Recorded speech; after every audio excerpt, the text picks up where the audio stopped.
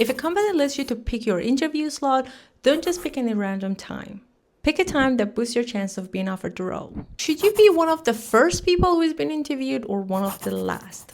If there aren't many candidates for a job opening, be one of the first people who's been interviewed. This is because of something called the primacy effect. So the information that our brain receives early on influences how it judges what comes next later on. So if you're one of the first people who has been interviewed and there aren't many candidates, you set the benchmark and you have a higher chance of being evaluated positively.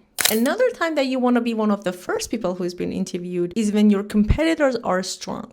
Because the more strong candidates the panel sees, more harshly they're going to judge the rest. And they're going to look for flaws more aggressively. Now, when should you be one of the last people who has been interviewed? If there are many competitors, be one of the last. This is also seen in other types of competitions. The more candidates there are, more toward the end you come, the higher the chances that you're being evaluated more highly.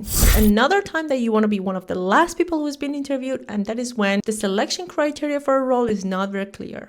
So the more people the panel sees, they have a better chance of realizing what they're actually looking for. And by the time they meet you, they're going to go, voila, we found our person. So be one of the last. But there is the most important factor that you need to consider, and that is when you perform your best. So if you're one of those people who really switches on at about 10 a.m., don't just pick an 8 a.m. slot because you want to be the first people who's been interviewed.